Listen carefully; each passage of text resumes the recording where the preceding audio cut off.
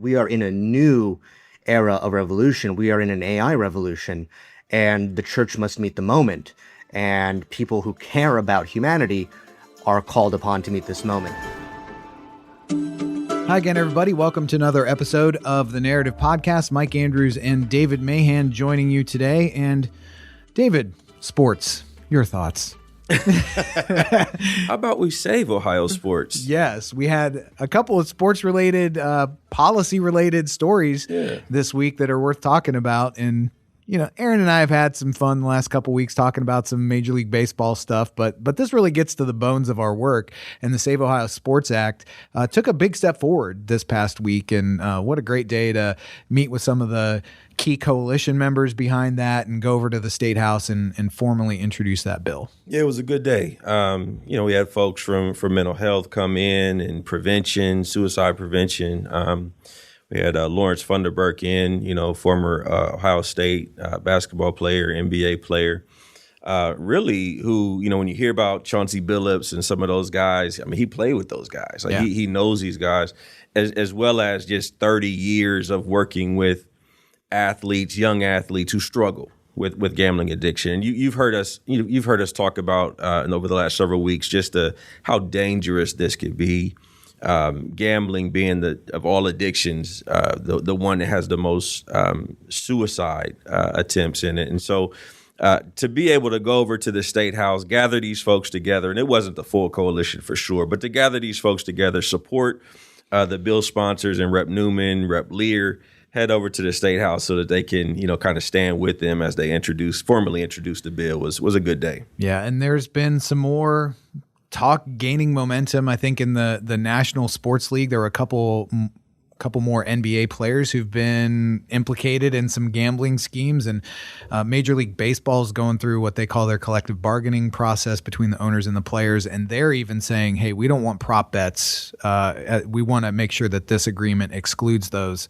Feels like there's a little bit of momentum on the national stage that hopefully trickles down here to Ohio. There is a pendulum shift. Now the question is, how big a shift is this going to be? And so that's where you see some of the FanDuels and the Bet365s and DraftKings kind of say, you know what, maybe we should, kind of do something here. And so no credit cards, are acceptable for bets. We'll give you that. What they are not willing to give folks is to say, they're not willing to give up the mobile betting piece. And so one of the key provisions in our bill, which anybody that knows about it will tell you, is probably the toughest gambling reform bill out there right now. But it's got a provision that basically says that you cannot, it doesn't ban sports betting, but it says if you're going to sports bet, you place a bet on, it's got to be on one of the 4 casinos in our state constitution, right? So we actually have 4 addresses in our state constitution where you can actually place these bets. And so that's the provision they do not want to give up, because that's where they're going to be losing millions of dollars, and that's where they produce addicts. Yes, and that is exactly where I was going to go, because some really fascinating discussion happened around how the conditioning starts. And it's not on gambling apps, obviously, but it's through video games and things that they're doing there to condition kids to kind of get that dopamine hit that then Those translates. Yeah. Like they've got a weapon and they get a neat little skin for their weapon or whatever, and they can buy a loot box, but they don't know what's in there. It's literally a gamble, and usually they have their parents' credit card number or something on there. But what we hear a lot of times across the street as it pertains to this is, not everybody who gambles is an addict, right? And it's a small percentage. But what we keep seeing is, and it differentiates whether you're talking about casinos or sports betting or just gambling in general. But what you're looking at is about 80-90% of the revenue generated by these guys are generated on the backs of 5% of their, the people that they exploit. And so, you can't be in business as a sports book without exploiting, gambling addicts, and you can't get a gambling addict without reaching them young. Yeah, there are exceptions to every stat. Certainly, we've talked about the success sequence. Yes, there are other ways that you can end up out of poverty without following those 3 steps that we've talked about before. You can gamble on sports and not become an addict, right, but it becomes such a monumental issue and such a state problem, really, because now you've got to support that addict or help them with just basic food, medical care, that type of stuff, because they're losing all their money, they're losing their housing, that there needs to be a state intervention for some of those things where it's just blatantly exploitative. Yeah, when the state gets involved and they say, hey, we're only going to look at one side of the P&L, right, the profit side, not the loss side, then they become the bookie, right? And so this isn't about, just, hey, if a guy wants to gamble in the garage somewhere, that he can gamble. No, the state has made a decision that we are going to become the bookie. We are the ones who are going to have taxation by exploitation. And that's a completely different situation. And that's what we are trying to address in this bill. Well, there is another law that you worked on here in Ohio, Save Women's Sports, that essentially... Welcome, lady. Essentially had its day in the Supreme Court this past year, and then the decision came out this week. Two related laws, West Virginia versus BPJ was the case about their Save Women's Sports Act, and then Little versus Hecox, which was out of Iowa's Fairness in Women's Sports Act, and the court said neither of those laws are unconstitutional. So Save Women's Sports Act is standing strong here in Ohio. That's right. Yeah, it was a 6-3 vote. We all pretty much knew the direction it was going to go. And I was talking to a family member about it yesterday, and they knew the work that CCV and many of you who leaned in with us have put in on this.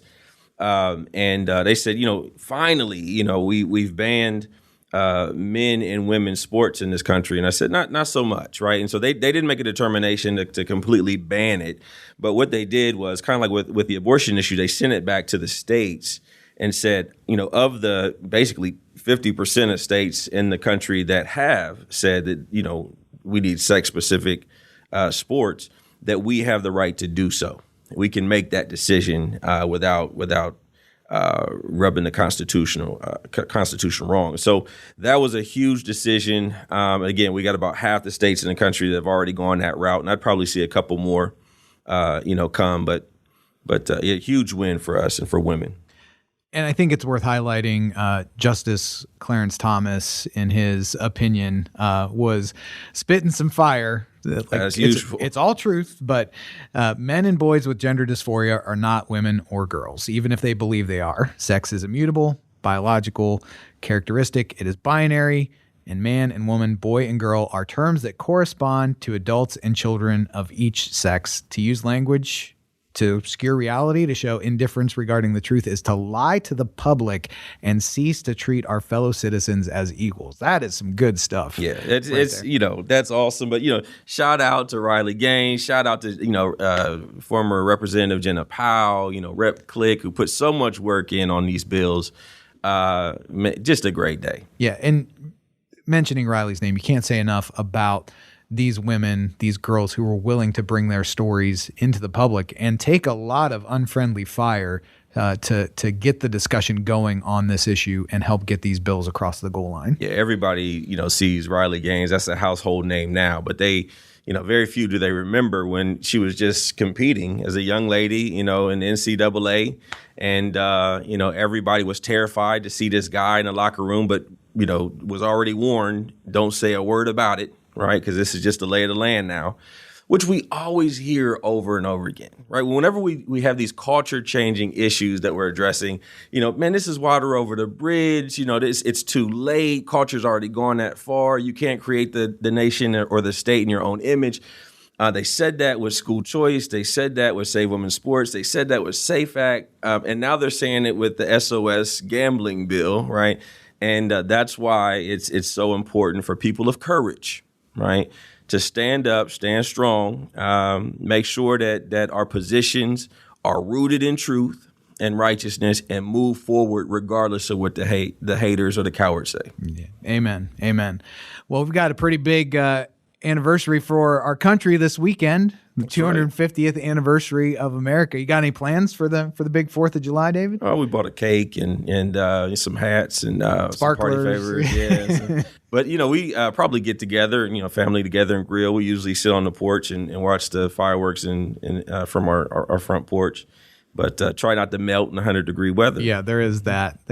And I think that's a very appropriate time to reflect on as we see the left's infiltration of the classroom and trying to reframe history, to just remember how much Christian ideals played in the founding of our country. We had a couple conversations about that earlier in the year with Cynthia Scott and with Mark David Hall. Some great conversations about just go back to the founding of the country and see how much Christianity played a role in that. Those are great conversations. I'd encourage everybody to listen to them this weekend and be encouraged. And I want to end this a little bit differently here for our news segment today, David. And one of my favorite historical documents, it's not even related to the founding, but President Lincoln, when he established the first National Day of Prayer, I think had some timeless words that I'd like to share with our listeners, at least an excerpt of that declaration. He said this: "We have been the recipients of the choicest bounties of heaven. We have been preserved these many years in peace and prosperity. We have grown in numbers, wealth, and power as no other nation has ever grown. But we have forgotten God. We've forgotten the gracious hand which has preserved us in peace and multiplied and enriched and strengthened us, and we have vainly imagined in the deceitfulness of our hearts that all these blessings were produced by some superior wisdom and virtue of our own. Intoxicated with unbroken success, we have become too self-sufficient to feel the necessity of redeeming and preserving grace, too proud to pray to the God that made us. It behooves us then to humble ourselves before the offended power, to confess our national sins, and to pray for clemency and forgiveness. All this being done in sincerity and truth, let us then rest humbly in the hope authorized by the divine teachings that the united cry of the nation will be heard on high and answered with blessings no less than the pardon of our national sins and the restoration of our now divided and suffering country to its former happy condition of unity and peace. In witness whereof I hereunto set my hand and cause the seal of the United States to be affixed." That is powerful stuff. To the offended party. Wow. So with that, we wish everybody a very happy Independence Day weekend. We've got an interview with Devan Patel coming up in just a minute here, talking about a lot of the ethical, political, spiritual implications of AI. It's a wide-ranging conversation. It's a dense conversation, but hopefully ultimately an encouraging conversation. And we're excited to have that for you up next on The Narrative. If you've got something to say, we want to help you say it. I'm Vince Tornero. Since 2018, Wessler Media has helped churches, organizations, and events amplify their message through podcast, video, and social media. We also happen to produce The Narrative too. Let's talk. WesslerMedia.com, WESSLER Media.com. My name is Lauren Metters, and I'm the Business Development Manager for the Christian Business Partnership. I want to invite you to imagine something with me for just a moment. Imagine if every Christian business owner in Ohio tossed a single rock in the same pond. One person tossing one rock makes a ripple in the pond, but thousands hitting the water at the same moment can make a big wave, big enough to change the entire structure of that pond. This is what happens when we join forces. Suddenly, we aren't just protecting Christian values in the marketplace. We're shaping the future of our communities, our economy, and the next generation. When Christian business owners stand together, we create real impact. That is why the Christian Business Partnership exists. Our members gain access to affordable group rate health insurance, discounted workers' comp, and other programs that protect your bottom line, all while amplifying your voice at the State House and standing strong for pro-family and pro-business legislation. Join our community where hundreds of Christian employers grow stronger together every year. Visit cbpohio.org today and become part of the movement. And we're back on The Narrative. Mike Andrews, Aaron Baird, David Mahan, joined now by Devan Patel, who's the founder and president of Crux Advisory Group, which is a strategic firm operating at the intersection of Silicon Valley, Washington, D.C., and Rome, three cities whose decisions will really shape the technical, legal, and moral architecture of the AI age. There's so much interesting stuff in your bio, Devan. I could probably read this for a while, but I'll just say we're grateful for your expertise and really excited for this opportunity to talk with you today on The Narrative. Absolutely. Thanks for having me. I'm excited as well. And I just got to say, Devan's one thing that's not in his bio that he needs to add is the most depressing speaker we've ever had at the Essential Summit, who got on stage and just reminded us how our AI overlords are going to be destroying all, just highest ratings across the board, Devan, from when you came and spoke at the summit last year. See, and I consider myself a bit of an optimist. That's not. It forced people to think through things in ways that they hadn't, though. And that was really the point, right? It was really good. Why It was we're really having this good. conversation today. Yeah. Well, let's start there, Devan. And specifically, we reached out to you about the Magnifica Humanitas that Pope Leo had recently put out. Can you help us understand? I know we've got a lot of more of an evangelical or Protestant audience here at CCV. Certainly a lot of Catholic friends as well. But can you help us understand why that document is important for all Christians to understand or at least interact with? I should just preface that the letter, this encyclical that the Pope put out, it was addressed not just to the Catholic faithful, not just to the 1.4 billion Catholics around the world. It was intentionally addressed to all people of goodwill, all men and women of goodwill. So just from the outset here, Pope Leo is trying to reach out to not just the enclave of Catholic Christians around the world, but to anyone who's faithful, not religious, not atheist, doesn't matter, humanist, anyone who cares about the future of safeguarding humanity. And that's where we start with the title of this document, right? It's Magnifica Humanitas, translates from Latin, magnificent humanity. And the subtitle of this document is on safeguarding the human person in the time of artificial intelligence. And so, right there in just the title alone, we have an idea of what's going to go on in this very large document, 43,000 words in English. But the moment that we're currently in artificial intelligence, in algorithmic development, in all these new platforms, all these new chatbots that we have, it's a time where we need to really assert the primacy of humankind and the primacy of human dignity when we have all these developments in Silicon Valley, all these developments in Beijing that are frankly anti-human. And a lot of these developers, whether they're across the sea in Beijing or they're over here stateside in Silicon Valley, the philosophies that are driving a lot of this tech development are not human-centric. They're not rooted in the anthropology of the Judeo-Christian tradition.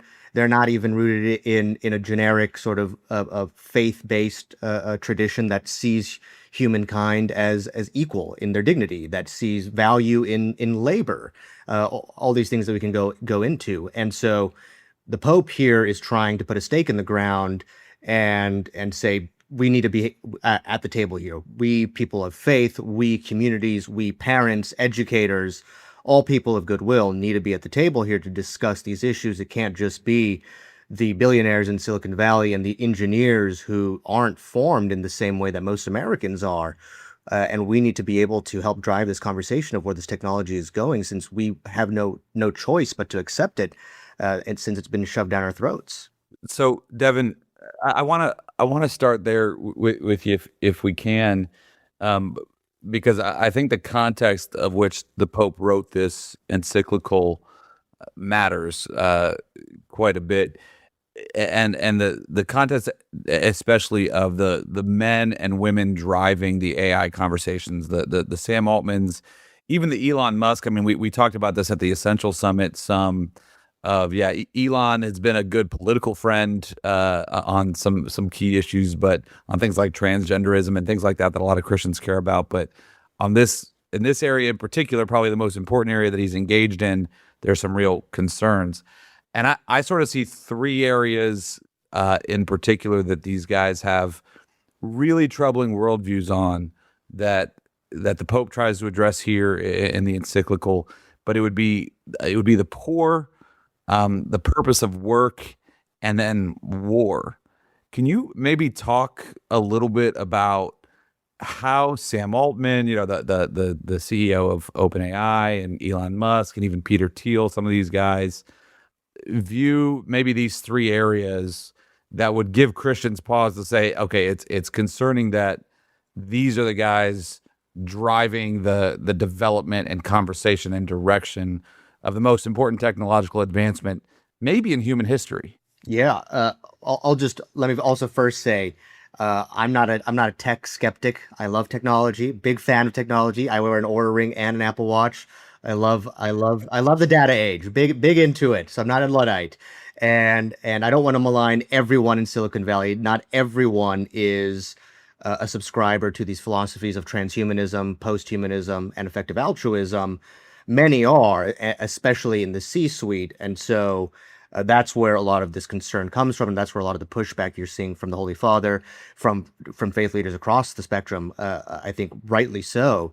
And so when we talk about these tech leaders, Elon, Sam Altman, Dario Amodei, and the other co-founders of Anthropic, you name it, Mark Andreessen, these folks in varying degrees see a lot of these issues you raise as simply problems to overcome without any inherent sort of worth. So, for example, let's take labor, let's take work.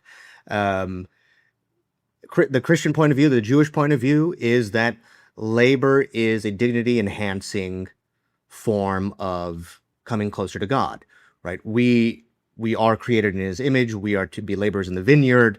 This is a dignity-enhancing task. It's not just a something to go and collect a paycheck for. Unfortunately, that's what a lot of these folks out in Silicon Valley see work as. It's simply a means to an end to get a deposit in the bank account. And so when they're asked questions about mass job disruption that's going to be coming down the road from AI, what does a labor market look like? All these things. What are people supposed to do when they're optimized out of a job that they've known for 50, 60 years and that they have their training in? The responses are shallow, even if well intended, and all the way to flippant in the regard to people. And so you're hearing a lot of proposals for universal basic income, right? UBI. It's this magical solution that's, well, because labor isn't really a thing that people want to do. People really don't want to work, is the thesis here. All they want is to be comfortable. And so if you give them a guaranteed income every month, in the future when they don't have a job, then everything will be hunky-dory, right? People will be happy, people will be freed up for leisure, all these lofty ideas. But they're missing this very critical understanding of what labor means, what work means for the average person. And even if you don't want to examine it from the Judeo-Christian lens, right, the purpose that work gives you, the ability to bring home the bacon for your family, to support your family, your loved ones, right? That is something deeply meaningful. Whether you're Jewish, you're Christian, you're Buddhist, you're atheist, doesn't matter. There is something unique and special about that, about toiling in a job and being able to provide for people. So, work is one example. The poor, this gets to the same issue, right? Universal basic income is one component. You're hearing things out of Silicon Valley, both in private conversations and now public conversations, of sort of virtual reality centers that people, quote unquote, hope to build out in neighborhoods that are more heavily disrupted by AI when it comes to work issues. You could just plug in from 9 to 5 at this VR center and live a good life. From 9 to 5, while you're collecting your UBI, and then once your shift is over in the virtual reality, you can go home to your family. This is unfortunately not stuff of just the Matrix or science fiction or philosophy anymore. These are ideas that are being actively pushed in one way or another by at least one of these tech leaders, if not more. No tolling here at CCV. It's all joy, right, David? Well, if we were getting a living wage, Mike, we might have a little more joy. But that's another. I don't know if I want to get Devin into that. Devin, it just seems like give me some hope here in the sense that we work in public policy. There's a lot of talk around how do we rein in AI, but it just seems like whenever we start to delve into any critical issue, whether it's pornography, deep fakes, chatbots. It's like the issues that we're looking at today, trying to create solutions for today, the real tech giants behind AI, they're 10, 15 years behind little chat bots, right? The stuff that kids are playing with now, the solutions we're trying to create now are so far behind where AI is already grown. Like, how do we get ahead of it? How do we fix it? Well, that's a big question. We could spend hours on that, but we won't. I'd say first and foremost, we have to understand the problem. there is a huge education gap in simply the issues that we're looking at, right? You mentioned and highlight a number of them. Most frighteningly, I think, and pressingly, the interaction our children are having with these quote unquote companion chatbots that are advertised to children for children. And yet we're unfortunately seeing this rise and this spike across the country, and not just in this country, of children who are being convinced through conversation with these companion chatbots of theirs to harm others, to harm themselves, to commit suicide, to disassociate from their faith, from their family, from their extracurricular sports teams, you name it. Unfortunately, there's a litany of issues here. You have lawsuits right now. Florida just sued OpenAI and Sam Altman personally around a number of issues that they're alleging against OpenAI. There's also a criminal investigation into OpenAI right now because the FSU shooter last year used ChatGPT to plan his mass shooting, right? Asking the chatbot, when is the optimal time to go and to go into the mess hall when it'll be the busiest? Which one of these guns jams the least? Which one of these ammo cartridges holds the most ammo? You name it. You have all these issues. So number one, education is a primary problem that we need to get a grasp on. Number two, in actually legislating, right? There's only so much legislation that can be done. As you mentioned, we're trying to solve for problems right now that are already outdated by solution. So I think there needs to be a balance of soft regulation here. We need to have firm guardrails, to be sure, on the bounds of where we believe this technology should be allowed to go, right? Should we be able to target children in advertisement? Should or shouldn't there be mandatory transparency that a child is talking to a bot, right? Must this bot like put at the top, you are not talking to a human? Parental notification issues, consumer protections, all these things you can talk about. And I think we do need these kinds of guardrails. But a lot of it is based in civil society. There's a lot of work, unfortunately, or maybe fortunately, because of the slow pace of legislation regulation these days, both in Congress and the states, of faith communities, families, and the educational system to come together in what the Pope is calling this new educational alliance that is rooted in the concept of subsidiarity, or otherwise known as federalism, right? Just going down to the local community that understands the issues that they're facing most to work them into the solution so that we have a better grasp of what to do, because every community is, to its own sense, unique, but the problems that we're facing are rather generalizable. And to build off David's question about kids who are interacting with these chatbots, the other thing that I see is this ability of AI to mimic or counterfeit empathy or relationship or emotions in ways that seem real to the user but aren't actually real. So how can we distinguish that as what we know to be true, that it's a primary human emotion and only a human emotion and not just code? How can we teach that and instruct people who are interacting with AI so that they don't get duped? Yeah, absolutely. I think it's one of the critical issues here that bleeds into so much, right? Especially as you advance this technology, we're already getting to the personhood question, a legal personhood for AI. But to back up, right, I think families, schools, pastors, priests, faith leaders, we need to start having conversations with each other, with our kids, in a similar way that we talk to them about any sort of dangerous substance or behavior, whether it's, before you start driving, let's talk about what safe driving looks like before you get a driver's permit. Your relationship with alcohol, like all these things, right? Like don't smoke, don't do drugs. We need to start having a conversation, because I think as a society, we kind of turned a blind eye when social media was coming up back, just a few decades ago. We didn't really see it in the same way that we understand it now, of course, right? The damage that it's caused, and we never had a frank conversation with our communities, with our children, in a holistic way. Now, I'm sure there are so many parents out there who did start talking to their children about platform usage, and kudos to them. But we need to start having that kind of a conversation with AI. We need to be able to tell children, look, there is no human here that you're talking to, whether it's, you're on this app or that app or this companion chatbot, or you're talking to this kid's platform that's taking on the character of your favorite cartoon, you name it. That's not a person. And these bots are getting better.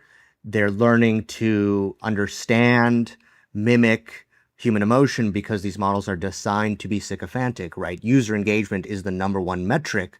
And so if in order to up engagement, you want to act more like the person that you're talking to.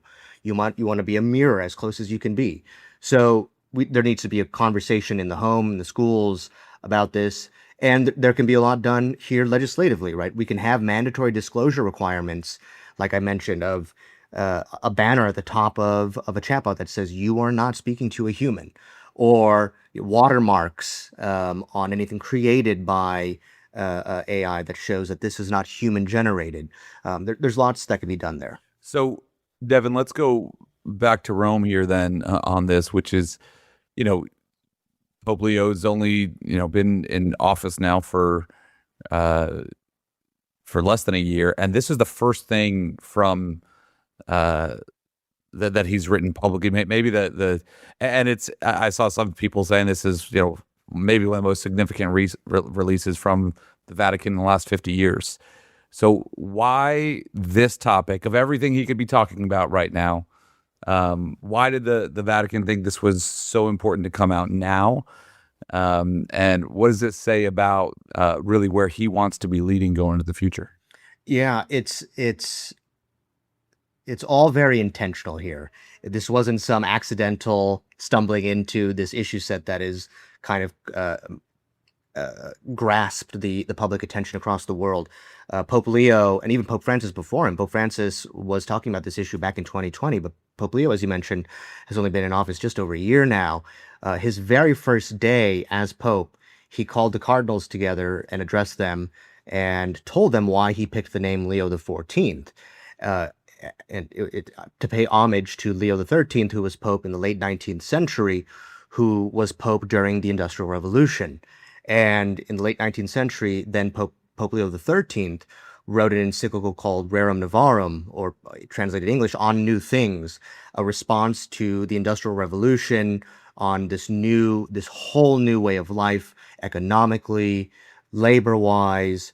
The rise of the Industrial Revolution also was a time when communism was leaving the textbook of Marx and starting to become a real political reality. So Pope Leo the 13th was responding to this massive world-changing revolution, this Industrial Revolution. And Pope Leo the 14th, in addressing the cardinals on day one of his papacy, said, we are in a new era of revolution. We are in an AI revolution, and the church must meet the moment. And people who care about humanity are called upon to meet this moment. And so from day one, Pope Leo has been dialed in on this. And I'll note, I was fortunate enough to be in Rome with the Holy Father for the launch of this encyclical. And the event was hosted in the very same room where Pope Leo addressed the cardinals on day one of his papacy. He could have chosen a much larger audience room that fits 1,000 people. But he chose this intimate spot, I think, that calls back to day one, because he's trying to be very intentional here. And every day since the encyclical launch, and even before, he's been commenting in various different capacities, speaking to different audiences around the world. And so I think that this is the defining issue for now of where he wants to take his papacy, and where he wants to take the church, and where he wants to open the door to anyone who's willing to engage on the issues. So, Devan, you've pressed in a couple of times here on that you're not anti-technology, and I think you see that even in the encyclical from Pope Leo as well. That he's not telling us to shun this, to do like Mike and go off and hide in Knox County, or like David and go hide in Hocking County. But how should Christians, and what is the Pope's call for Christians generally be to view this technology, both for the high levels of concerns that we're touching on here, but also for the potential good that can come from it? So the Pope is saying here, exactly what you said, that this technology can be an excellent tool for humanity, and it is already showing to be a great tool in many different areas. For example, the promises that we have in medical research are tremendous. The great ability to make for efficiency in our lives through artificial intelligence, phenomenal. Right? What he's calling for is a responsible relationship, a healthy relationship with this technology, right? What it got translated into English as a quote digital sobriety, but taken if you look at the other languages, sobriety isn't so much a black and white kind of sobriety. It's really a healthy relationship with technology, right? The Pope recently, or not too long ago, addressed a gathering of youth. And one of these children asked the Holy Father, how should we look at artificial intelligence? Should we use it, or should we abstain? And the Pope said, absolutely, you should use it. This is a great invention for humanity and for humankind, a wonderful tool. But one, it must remain a tool that serves humanity, not the other way around.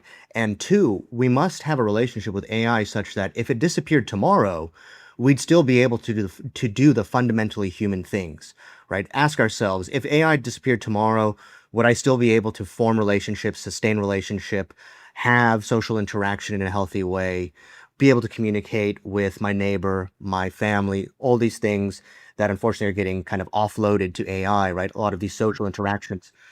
There's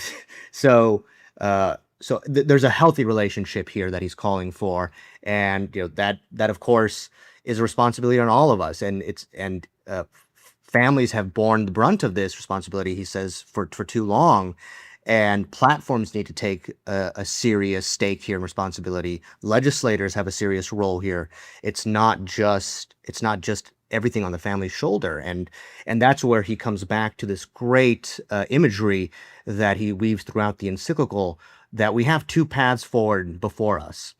We can choose to build the new Tower of Babel, which is this magnificent, quote unquote, invention, right, that touches the heavens, that is an awe-inspiring thing, right, of raw sheer power.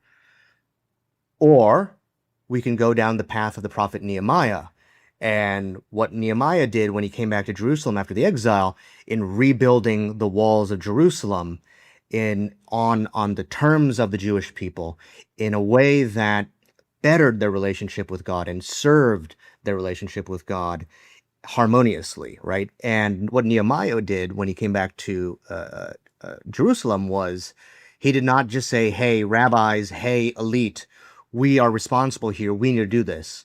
No, everyone in Jerusalem had a role to play. The family, the priestly class, the rich, the noble, everyone had a brick to lay in rebuilding the walls of Jerusalem.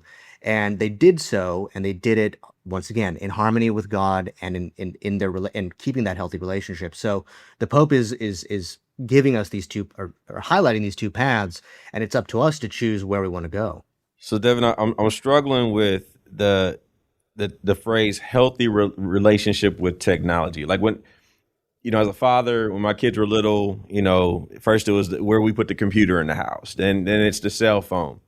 This AI stuff is just different, though. Like I'm listening to some tech giants online last week, and we were just talking about, Mike brought up the thing where, emotions can be mimicked and feelings, this whole theory of mind thing.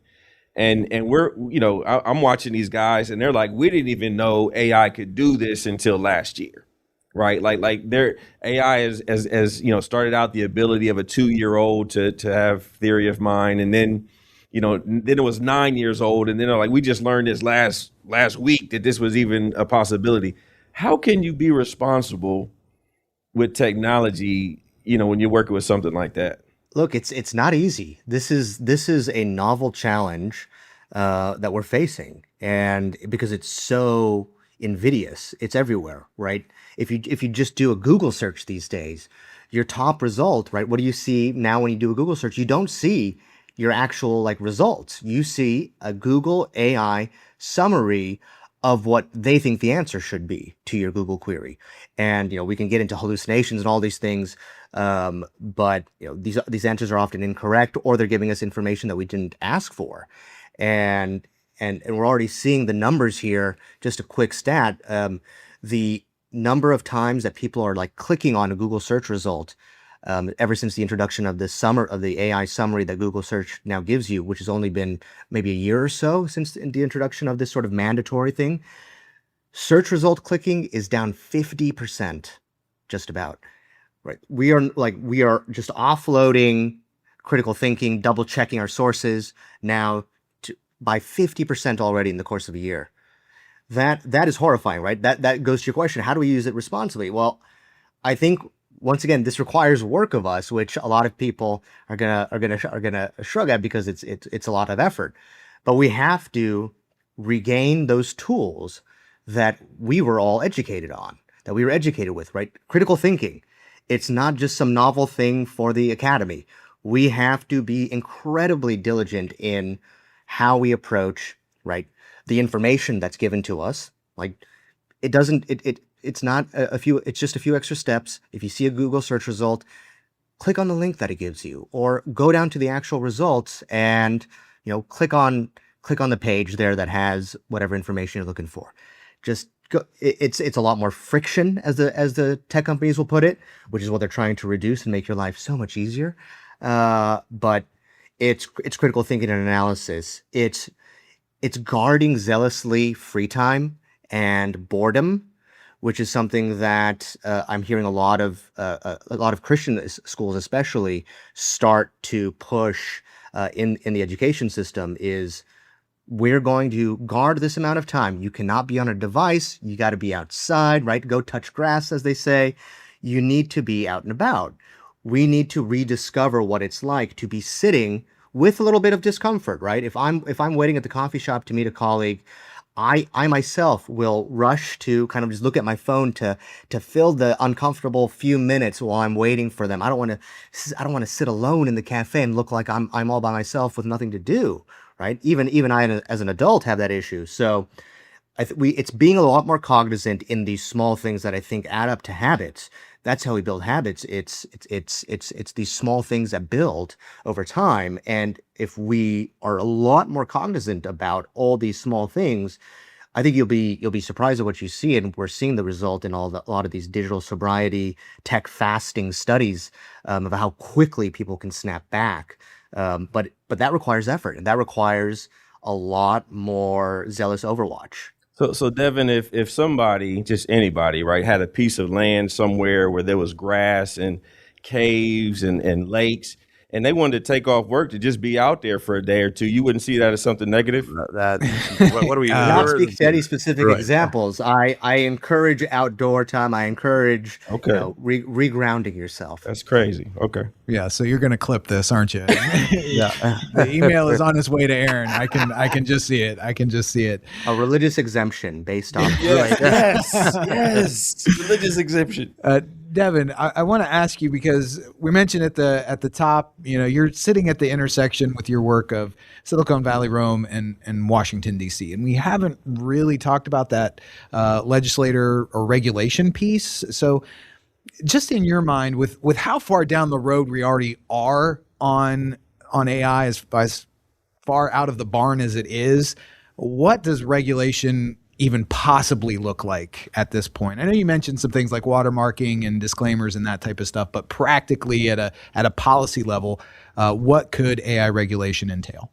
There's a lot that could be done that actually can do something for us and not just kind of paper over as a bandage that'll be useless in 2 years' time with exponential technological development. For example, we didn't even talk about this at all, but there's a huge bucket that can be done around national security, espionage, related to the Chinese Communist Party, related to foreign actors. We already have problems in this country of foreign espionage in our frontier labs, of folks from the Chinese mainland who are caught at airports in California with trade secrets, trying to bring them back to the Chinese mainland. We know that there are spies out there. There's a lot that can be done in that whole bucket, in that whole world. There's a lot that can be done around duties of care. For example, there's a massive AI package right now moving through the House of Representatives called the Kids AI bill package that is a dozen or so different bills that have been proposed over the last couple of years that are being packaged into one sort of mega AI and kids bill. And there's a lot of good stuff in that bill, but one thing that was stripped out at the behest of big tech is what's called the duty of care. And I think that is a critical missing piece that needs to be inserted into federal legislation. And if the feds won't do it, then this is the onus on state legislators. We have what's called the duty of care in pretty much every consumer protection, right? Every car manufacturer has a duty of care to responsibly make a safe enough vehicle. Every workplace has OSHA, right? OSHA has a duty of care where you need to take reasonable measures to make sure your workplace is safe for your workers. These are sort of common understood things, right? If you make a pacifier or a toy for a child, you have a duty of care to make sure to build that product responsibly and safely. Well, why aren't we imposing that same duty of care to these technologists who are creating this massively impactful technology? And I think we really have to ask ourselves that question and push back when tech is stripping these duties of care out of federal legislation. And as soon as states try to do this, and some states have, tech has done the same thing, right? They're making the case that this is economically disadvantageous, that everything will be shut down if you try to impose a duty of care. It's just impossible to comply with. The Chinese will beat us. And then, like, what's the point of anything if the world runs on Chinese technology? Well, I'm sorry, I didn't see the auto industry collapse when we told them they needed to make like a industry standard safe seatbelt or airbag protocol. I didn't see the stroller industry collapse when we included these new duties for insert safety requirements in strollers, and so on and so forth. I think by having that one piece, that's something that is really time-proof. And even as this technology changes and evolves, something like a duty of care will serve us and protect a lot of us for years to come if we can get it enacted. Well, Devan, this has been great, and I know we could keep going, but we're creeping up on our time here. So before we let you go, where can people stay in touch with the work that you're doing, the writing that you're doing on this topic, just to be involved in the conversation and any ongoing updates? Absolutely. So, for all my publications and speaking engagements, you can go to my personal website, devanpatel.com, DEVANPATEL.com. You can contact me there as well. Anyone who's a faith leader, a family, anyone who's interested in talking about this or working on this, what I try to do is break down silos and bring people to the table. Whether it's faith leaders talking to policymakers, talking to technologists, whether it's community leaders, you name it. This is the work I'm trying to do. So it's going to require all of us. And so I want to help where I can. Thank you for tuning in to this episode of The Narrative, presented by CCV and produced by Wessler Media. If you found today's episode insightful, leave us a review or rating and subscribe anywhere you get your podcasts. We're your hosts, Mike Andrews, Aaron Baer, and David Mahan, and we'll see you next time on The Narrative.